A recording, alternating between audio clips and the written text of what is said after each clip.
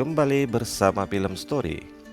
Pada kesempatan ini kita akan mengulas sebuah film thriller yang menurut saya adalah film psikopat terbaik hingga saat ini, mengenai seorang psikopat berjudul Perfect Enemy. Rilis tahun 2021, disutradarai oleh Craig Milo, diperankan oleh Athena Straits, Martha Nieto, Thomas Coates, dan Dominic Pinon. Film ini mengisahkan tentang kehidupan seorang arsitek yang mapan dalam ekonomi, namun memiliki sisi kelam di mana masa lalunya telah membunuh pacarnya dan membuang mayatnya dalam adukan semen hingga menjadi kejahatan yang sempurna. Karena tindakan yang dilakukannya tidak pernah terbongkar oleh polisi, sampai suatu saat semua dosanya terbongkar ketika bertemu seorang gadis asing periang dan banyak bicara yang sama-sama memiliki masa kecil penuh penderitaan, siksaan, dan penolakan sosial. Dan lebih mengejutkan, ternyata gadis yang berhasil merusak pikirannya atas kejahatannya ternyata adalah putrinya sendiri. Seorang putri yang bahkan kehadirannya tidak diketahuinya. Baiklah, langsung saja kita ulas film ini bersama Film Story.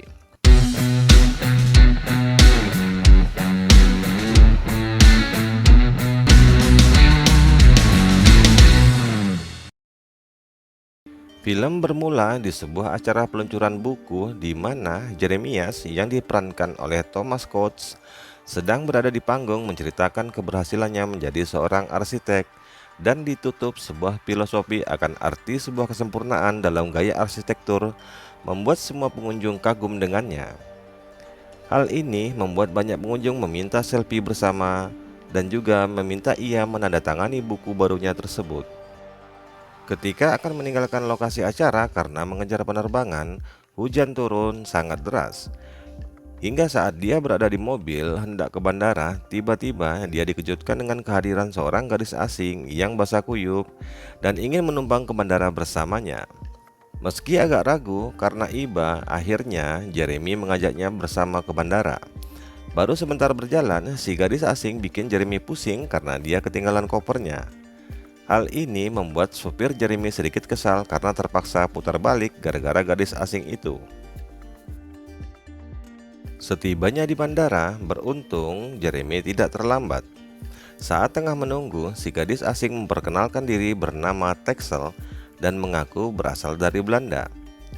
Texel terus berbicara dengan topik arsitektur dan filosofinya, membuat Jeremy yang tengah sibuk dengan tabnya merasa terganggu.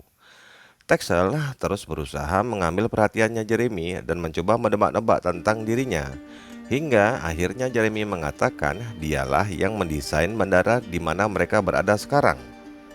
Hal itu diyakinkan ketika Jeremy mengerahkan Texel melihat sebuah model bandara, dan ketika Texel sibuk melihat model itu, wajah Jeremy terlihat sedikit kaget karena mungkin dia teringat akan sesuatu yang tidak mengenakan. Lalu dia memaksa Texel untuk kembali duduk, tetapi Texel membujuknya untuk singgah di minibar sambil minum koktail.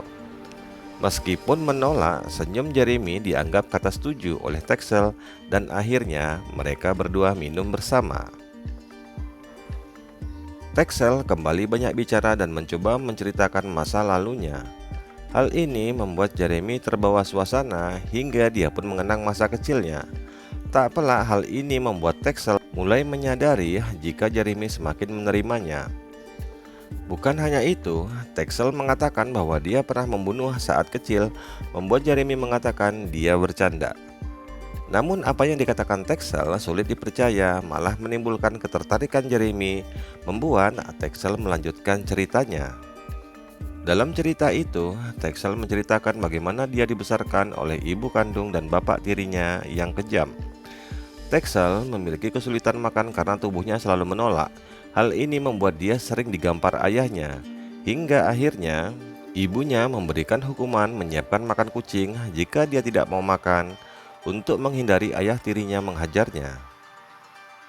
Saat menyiapkan makanan kucing, Texel merasa sangat menjijikkan, hingga karena setiap hari menyiapkan makanan itu, suatu hari hal yang tak terduga terjadi.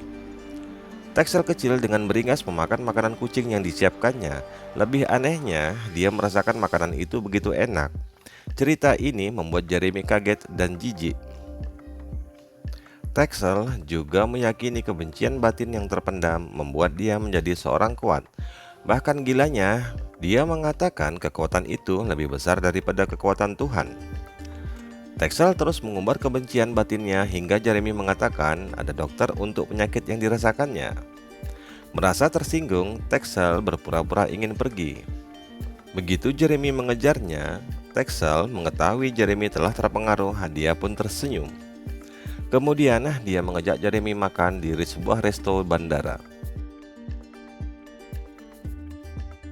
Di resto itu, Jeremy kembali menanyakan tentang pembunuhan yang dilakukan Texel, dan disinilah mental dan pikiran Jeremy terperosok semakin dalam. Texel melanjutkan cerita di mana saat sekolah dia memiliki teman yang sempurna, membuat keiriannya besar. Jeremy yang terbawa suasana turut mengenang masa sekolahnya dan menceritakan pengalaman yang sama. Texel kecil yang memiliki keirian dan kebencian kepada temannya yang sempurna itu akhirnya melampiaskan ke sebuah boneka, dan tanpa disadarinya, keesokan harinya dia mendengar temannya mati karena serangan jantung. Jeremy mengatakan kematian itu bukanlah salahnya Texel, tetapi Texel sendiri terus mengatakan dialah yang bersalah. Lebih mengejutkan lagi, Texel mengatakan kepada Jeremy dia melakukan pembunuhan yang kedua. Hal ini membuat Jeremy meninggalkan Texel yang tengah makan. Jeremy tidak menyadari pembunuhan kedua dalam cerita Texel ternyata adalah pembunuhan yang telah dilakukannya. Jeremy segera menuju ke toilet mencuci muka. Saat itu, Texel mengikutinya dan dia mencoba menghindari Texel yang BAB dengan pintu terbuka. Jeremy kembali dari toilet ke ruang tunggu sambil melihat satu bagian gedung dengan wajah pucat. Saat duduk, dia kembali mengingat apa yang telah diceritakan Texel padanya. Lalu, tampaklah Texel membuat Jeremy berusaha cuek sambil mendengar musik klasik. Tetapi hal itu tak menghambat Texel untuk mendekatinya. Texel terus berbicara seenaknya kepada Jeremy. Karena Jeremy menggunakan earphone, dia tidak dapat mendengar semua perkataan Texel. Tiba-tiba, Texel bersikap vulgar membuat Jeremy merasa tak nyaman. Texel memaksa merampok perhatian Jeremy dan mengatakan dia akan bersikap biasa jika Jeremy melepas earphone-nya. Lalu, dengan terpaksa, Jeremy mengikuti kemauan Texel. Di sanalah Texel kembali melanjutkan ceritanya jika dia pernah mencintai seorang wanita ketika bertemu pandangan pertama di sebuah kuburan. Dia akhirnya mengikuti dan mengejar wanita itu dan akhirnya membuatnya pingsan dan melakukan pelecehan padanya ketika si wanita tak sadar. Saat wanita itu tersadar dan mendengar suara tawa Texel, ia berhasil lari menyelamatkan diri. Jeremy mendengar cerita itu dan terus mengatakan jika Texel gila, dia tak menyadari semua cerita itu adalah cerita tentangnya. Saya juga bingung pada awalnya, tetapi plot seperti inilah yang membuat film ini semakin menarik. Lebih lanjut, Texel menceritakan dia terpaksa berusaha keras selama 2 tahun dalam usaha pencariannya menemukan wanita itu. Hingga setelah kelelahan dan hampir putus asa, Texel dipertemukan dengannya di tempat yang sama, yaitu di sebuah kuburan. Saat itu, Texel mengetahui si wanita tidak mengenalnya dan dengan obrolan singkat, dia memberikan alamatnya kepada Texel yang dengan buru-buru segera mencatatnya. Kembali, Jeremy mengatakan ketidaksetujuannya terhadap sikap Texel seperti seekor predator. Dia terus menyalahkan Texel dan dijawab dengan argumen cerdas seperti seorang psikopat ulung. Texel yang telah mendapatkan alamat rumah wanita itu akhirnya mengunjunginya dan ketika memasuki apartemen itu, Texel kagum karena desain arsitektur yang sangat indah dan klasik. Kemudian mereka ngobrol sambil minum teh. Saat Texel tertawa, tiba-tiba wanita itu mengenal suara yang didengarnya saat dia pingsan di kuburan. Dan akhirnya dia ketakutan dan memaksa Texel untuk meninggalkannya. Texel mengeluarkan sebilah pisau dan meminta wanita itu untuk membunuhnya karena wanita itu adalah orang yang sangat disintainya. Setelah pisau berpindah tangan, Texel meminta wanita itu menusukkannya kepadanya. Karena wanita itu tidak sanggup membunuhnya, dia mencoba lari dan saat itulah Texel menusukkan pisau yang dibawanya dan menewaskan wanita itu. Texel menceritakan nama perempuan itu adalah Isabel.